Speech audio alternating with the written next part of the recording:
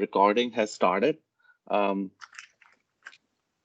want to repeat that this meeting will be recorded and we will place recording on our YouTube channel. So if you don't want to be recorded, you can drop off now. Andy, please, floor is yours. So go ahead, introduce yourself and take it away. Hi there. So my name's Andy Atkins. I'm a cloud solutions architect who works on Azure NetApp Files. I support the strategics in the South Central region and some of the global accounts from a NetApp side. So just a quick overview. I know this is an update session, but I just wanted to go make sure that any new people understand the service as it is today and what it offers today. So most importantly, this is a powerful enterprise file storage service. It's powered by NetApp on the back end. But most importantly, it is an Azure first-party service. So it's sold and supported by Microsoft. It's not a NetApp offering. Sorry, are you not seeing the slides? Andy, are you sharing anything? I was sharing, but hold on, let me let's have another go. Stop and start again. Yeah, we can see, right now we see mountains. Oh, mountains are always good. There we go. It's a good start. So as I said, it's a powerful enterprise file storage service. It's powered by NetApp in the back end. This is true bare metal hardware on the back end. It's not a virtualized service in any way.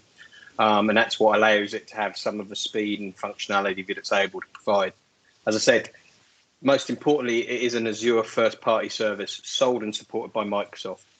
So this all comes under everybody's enterprise agreements. It is an Azure service, not a NetApp offering. And that's very important to get that clear because it comes up time and time again when we speak to people. Really, the value proposition of the service, it's there. It's a true POSIX file system, so it has the ability to migrate and run complex file workloads that have worked on premise for some time without any application modification. If it works with NFS or SMB on site today, then this provides you that same level of kind of baseline as what you have today on premise. So it's very good for migrating workloads as is without any modification. It takes minutes to spin up. It's a simplified storage service as opposed to managing what would normally be a NetApp file system on-prem. It's been simplified in a Microsoft way. You talk to it and speak to it in Azure API calls, not in NetApp API calls. Again, very different to what some people believe it is. So it's can't overemphasize that enough. It's a performance like on-prem file system. We've got sub-millisecond latencies that are guaranteed at the different tier levels that it provides. There are free price and performance tiers that match your application requirements. You can change these on the fly now, which is very important. Prices per gigabyte per month, native service drawn down on your enterprise agreements. Really workload wise, there's a few key ones to call out, but it can support anything that uses NFS or SMB shares. But there's a few real sweet spots due to its performance and latencies, and that's SAP. It is a SAP HANA certified storage solution within Azure. Because of the performance it provides, that's one of its real sweet spots.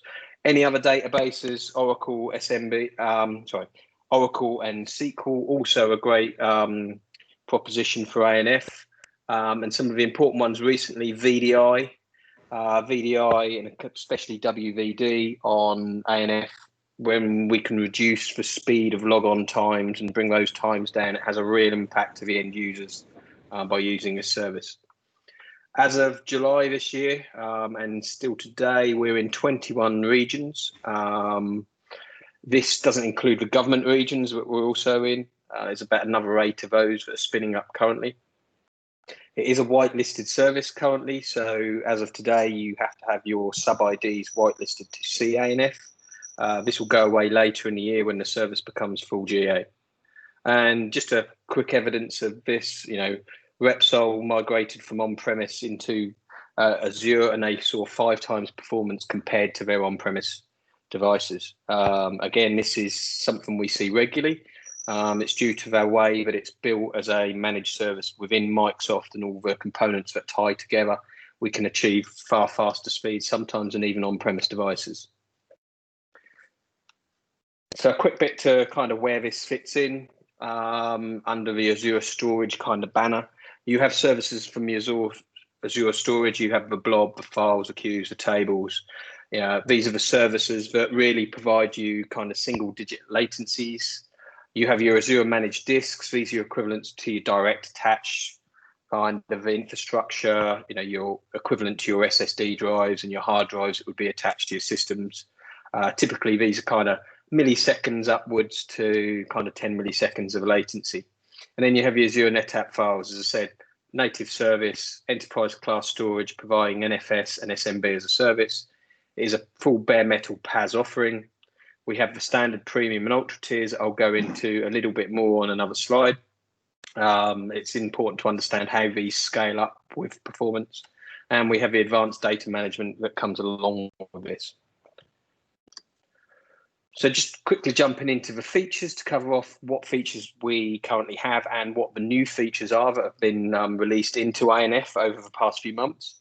Our service availability is 99.99%, so it's 4 nines availability. It's important to note that this is within a single installation. We achieve 4 nines from a single installation, not from using GRS or ZRS technologies like you do with some other services within Azure. But you have to use those to get that level of availability. This is purely because it is enterprise grade storage and because of the advanced Microsoft networking that we have installed in the back end. We currently support SMB3, 2.x protocols, and NFS 3.x and 4.1 protocols. As we said, we've got 3 service tiers, Ultra, which gives you 128 megabytes per second per terabyte of a volume you provision. We have Premium that provides you 64 megabytes per second per terabyte you provision at a volume level, and Standard that gives you 16 megabytes a second per terabyte you provision. As I said, this is a very important factor. If you were to provision a 100 gig volume, you would only see a tenth of those performance figures. If you were to provision a 10 terabyte volume, you would see 10 times each of those performance figures. So if you were to provision a 10 terabyte premium volume, for example, you would see 640 megabytes per second performance on that volume. There are maximums to that. It can grow as far as 4.5 gigabytes a second for a read performance and 1.5 gigabytes a second for write performance. Going on to snapshots. Snapshots are a very important factor of the ANF service. Not all snapshots are equal. This is based on 20-year-old NetApp technology of snapshots. Everybody's tried to copy them. Nobody's quite got as far as copying them. And that provides very, very good standpoint for some of the features that are built into ANF. Some of those are fast recovery from snapshots to different volumes. You can right-click a snapshot copy and restore it back to a volume almost instantaneously. It's just the time it takes to create the volume. You can self-recovery of files. So if you're within a Unix client, you have a .snapshot directory, and you can go in there and see your snapshots as an end user. Or if you're in Windows, you can use the Windows previous version tab to go in there and actually see your versions. They are read-only, so you can go and open them from within a snapshot, and you can copy them back into the live file system should you so want. We have volume revert, which is in early preview. This gives you the ability to roll back a volume to a point in time, a previous snapshot. This is very powerful for ransomware attacks and scenarios like that. If you had a snapshot at 9 o'clock this morning, you could basically roll back that volume to as it was at 9 o'clock this morning, almost instantaneously. The caveat and why it's in early preview is because you do lose any changes that you made since 9 o'clock this morning.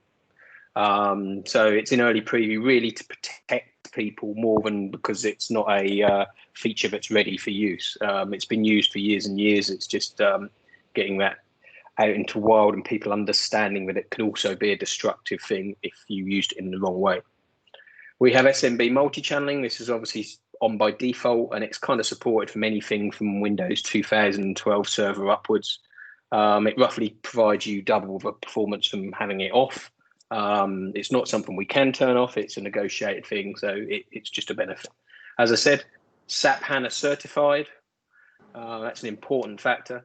All monitoring and telemetry are via the Azure Monitor. Important to note, as I say, as it's an Azure first-party service, it uses all the Azure monitoring there. It's not a third-party monitoring tool that you have to install and load. All the monitoring is via the Azure Monitor. Applications integrated backups frameworks for HANA, or the very easy to say AZAC Snap tool, which often I get wrong. This basically gives you application level consistent backups, which means your database of SAP can switch into hot backup mode. It can tell ANF to take its snapshot and then switch back out of hot backup mode. That means your snapshot is truly consistent from an application point of view. Again, this is a Microsoft written tool, so it's going to expand over time and include some other databases. But currently today, it's only supporting the SAP HANA. So moving on to new features. Recently, we had a drop where the May and June sprints were rolled together. It was a very large drop of functionality. So from that point, we got new snapshot policies. Until then, we could only set snapshots by either the portal or via API commands in a scripted way. With snapshot policies, this gives you the ability to set up a snapshot schedule to say, I want to take 4 hourlies, 4 dailies, 4 weeklies, and a monthly to that level. And it will automatically take those snapshots at a volume level for you and delete the ones as they fall off the end of that cycle. In-place tier changing, another important feature that's been asked for. This means that you can move a volume from one performance tier to another. This is almost an instantaneous move. It doesn't actually move any data. It just changes the quality of service application and the billing construct that volume happens to be a member of. Full Active Directory support, obviously that supports AD today. There are some caveats. The caveats are that you need to be able to access both your DNS servers and your AD servers from the delegated subnet of ANF. So things like GPOs need to make sure they're correct, and any network security groups you have in front of those need to be set correctly. We now support multi-protocol on NFS v3 and SMB. This is a very important feature. Our big ask from the HPC kind of compute environments where often they're sharing files between a Unix world and a Windows world. You set up as you create these volumes, whether you want a volume to be managed in a Unix style security or in an NTFS style security fashion. That's totally up to you, depending on kind of what you're comfortable with as administration or any kind of application needs you may have. But then you can mount those volumes from both a Windows and a Unix client simultaneously.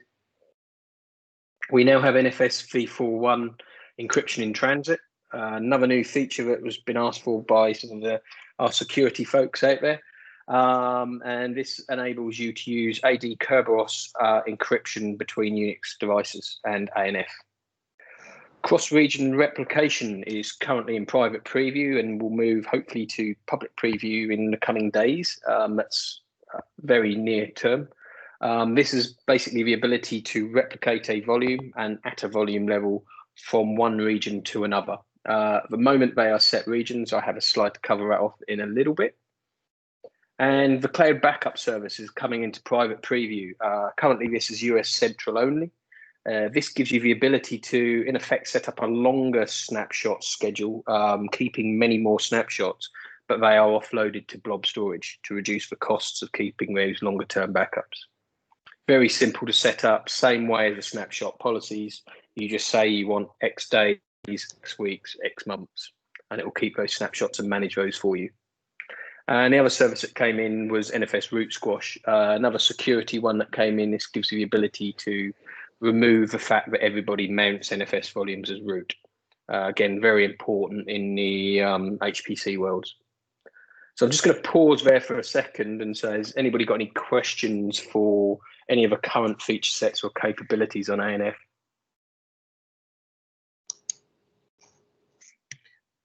Hey, Andy, this is Abid here from Irving, Texas. Quick question, does the new release have deduplication on blobs and files? Can you enable it? Because Azure natively doesn't have that, right? No, it doesn't. And as a service, this isn't something you. Sorry. Yes, in some ways it does because it's deduplicated at the ANF level. Right, that's what I thought. You don't see this from an end user point of view or from a customer point of view, because the deduplication feature within ANF, yes, it's there. It's there natively now when you create volumes, but that's not, if you like, a value that's passed on per se to the customer. It's a value that's included within the cost of the service that you're getting, if that makes sense. So if you come and buy 100 terabytes, that might only use 50 terabytes on the back end storage disks, but you don't now pay for 50 terabytes. You still pay for 100 terabytes.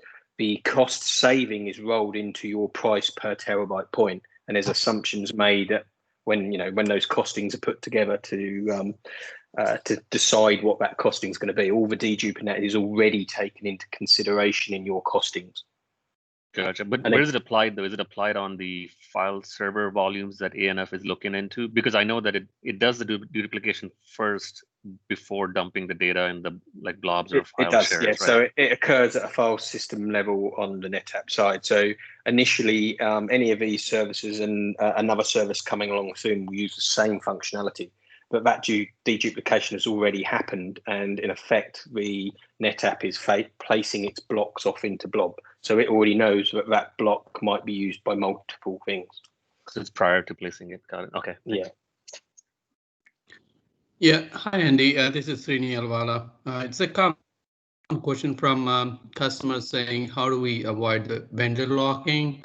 For example, all the backups, if we are using snapshots, and then you have to have NF to access that. So how do we encounter that question? I mean, it's a good question, but there is only one answer. And unfortunately, these are proprietary services. There is no standard for a snapshot in the world for vendors. It's not just a NetApp thing. If you were to have another vendor snapshot, that would not restore to any other device. There is no answer that says, no, this isn't vendor locking. Yes, this snapshot can only ever be recovered into a NetApp file system, an ANF file system. But you'd have exactly the same should that be Azure Files or Azure Blob, to recover that information. There are other tools out there, other third-party tools which you use on premise to get away from this. But then you're actually vendor locked into that. There is no such thing really as true non-vendor locking.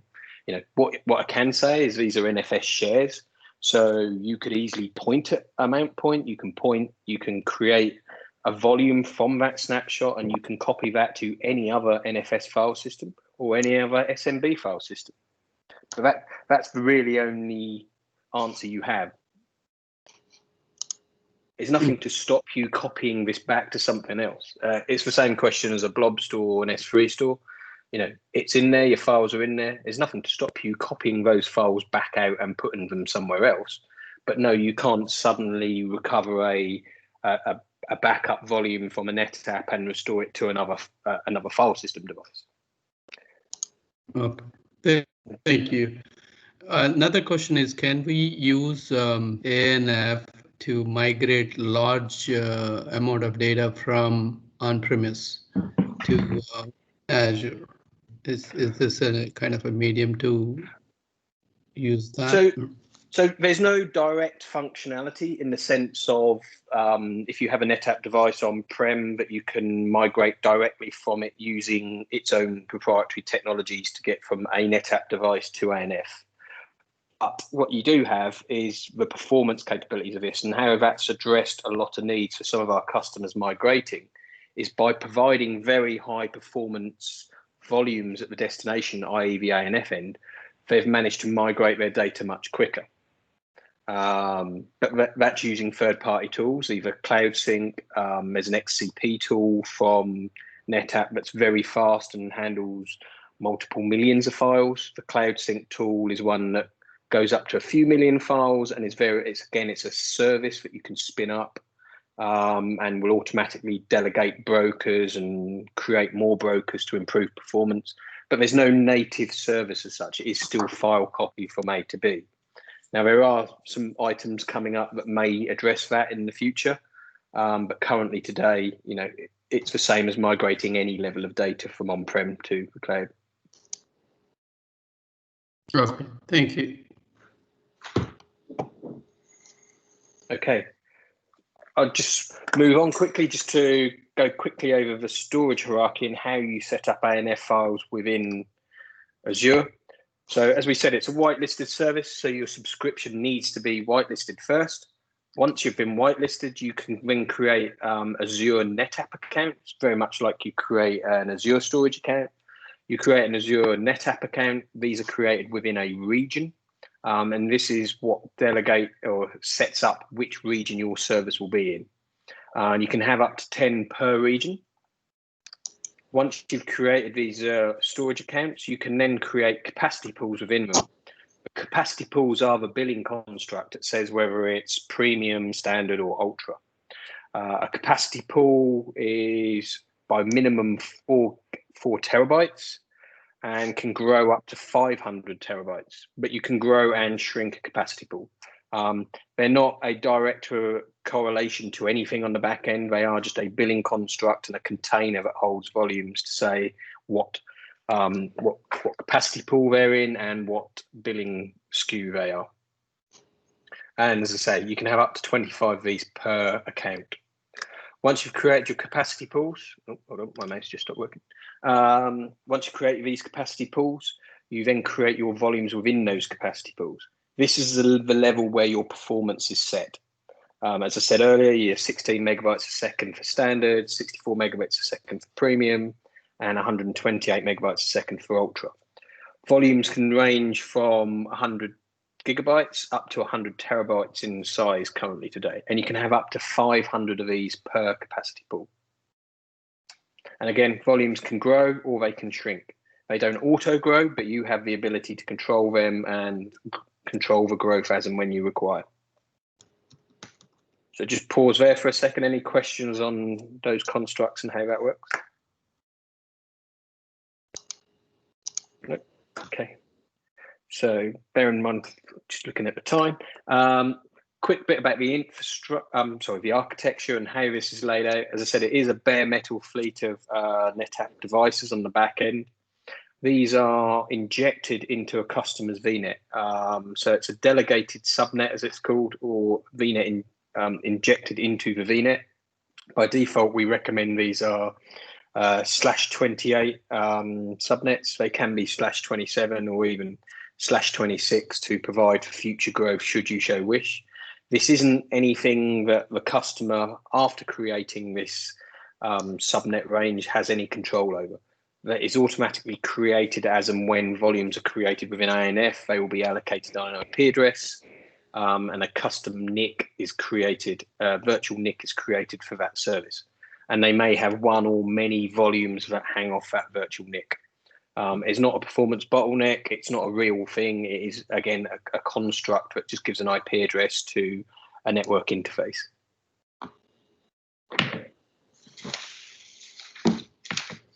Important to note, everything is managed via the Azure Portal. You can choose how you do that, whether it's via the Azure Portal, AC command line, or Azure API calls.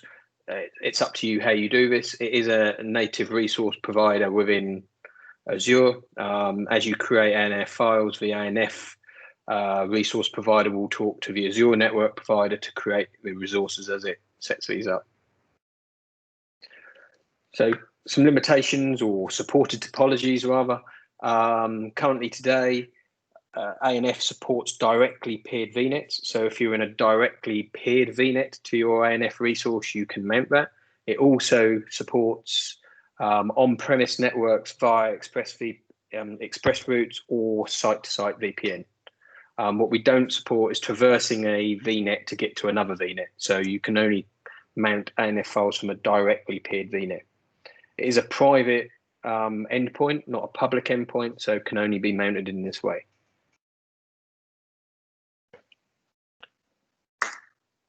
Just quickly to cover off cross-region replication, what this allows you to do is basically at a volume level, mirror that volume across to another region. The destination region would be a read-only volume, but you'd be able to mount from resources within that region. As I just said, due to the limitations of the topologies supported, you cannot mount the remote region or destination region from the source region, as that wouldn't be a paired VNet within the same region. Currently today, there's sets of region pairs that are supporting this. They're being added to all the time. So if there's regions on there the customers don't see, that's not a problem. We can get them added or put them into the process of being added to create those. They will only be added within a geographic region rather than cross geos. So we won't see any UK to US replications. They will be kind of only within within geo region replication. Important thing to note here is that we do have those service tiers, but you don't need to replicate from ultra tier to ultra tier. Should your primary site be using ultra tier for performance, you can replicate to a standard tier on the destination site. Should you then want to bring that volume into production, you can quickly use the dynamic tiering function and up that to an ultra tier instantaneously should you need it. So it's a good cost saving from a customer point of view. The customer doesn't need to worry about any of the replication in between. That all goes across the Azure backend. There is a charge for that replication, so you pay for your primary, you pay for your destination, and there's a replication charge based on the frequency and the amount of gigabytes that you replicate. Hey, Andy, we have 2 more minutes, man. Just a quick time check. That's good. Got one slide just to say, so where is this available today? These are all regions that we're currently live in today. There are some upcoming regions. Some of these have been put back a little bit due to COVID and the ability to get kit and equipment into some sites around the world, and obviously some restrictions on trade and such like are causing a few issues on new sites coming online, but the plan is still for ANF to be in all regions by middle of next year. And will you be able to share this slide deck? I mean, of course, if there's any... Yeah. I have this is a public slide deck, so this is everything in here I can share out to people. Yeah, if you can send it to me, I will put it on our YouTube channel. Okay, no worries. So any other questions? I know we're on time, but my contact details are there, so any other information you may need, please don't hesitate to contact me.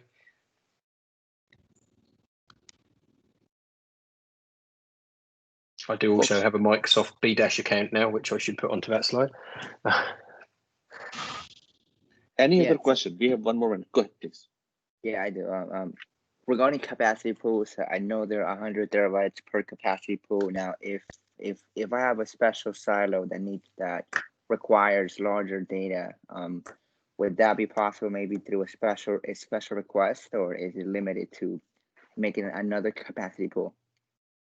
At the moment, it is another capacity pool. There are other things coming along, which I can't really talk about at the moment. But yes, currently today, it's a 500 terabyte limit and a 100 terabyte limit for a volume.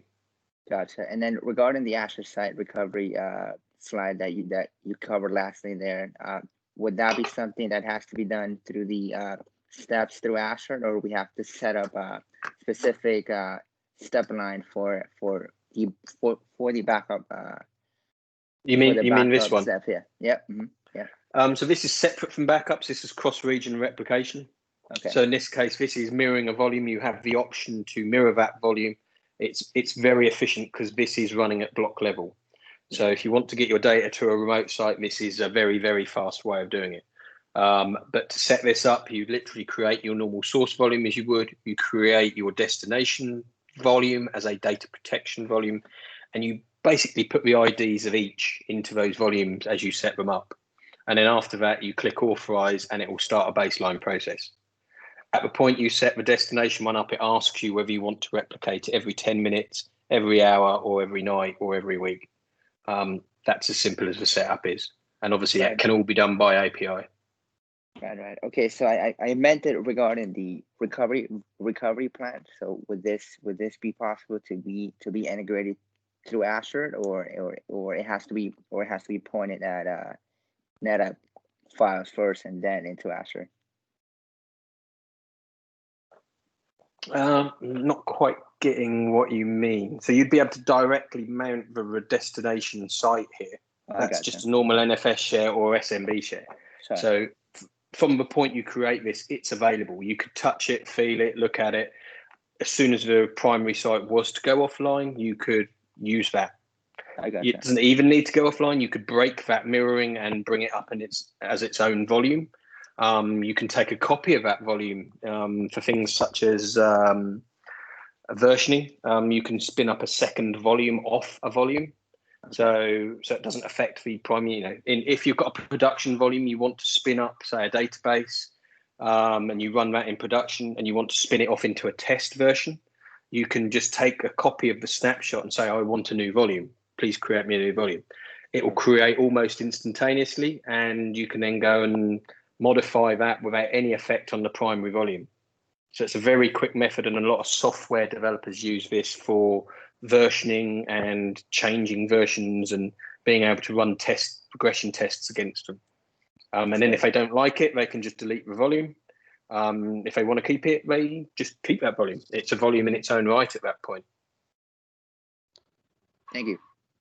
So Andy, just a quick question on a database replication, right? So for example, if we have Oracle on primary region, with the cross-region replication, do we still require Oracle? If it is Oracle, do we need the Oracle database replication, or is this good enough? That's entirely up to you. There's a couple of ways of doing that. You can either do Oracle replication in its own right, or you can use the RMAN functionality to to back that up into an ANF volume that can replicate cross regions. I've seen people do it in a number of different ways. Some people, very set in their using their Oracle ways, and RMAN seems to never go away, and I don't think it ever will. We can work with both. It depends how you architect out that solution. You have a number of options. Okay, thank you.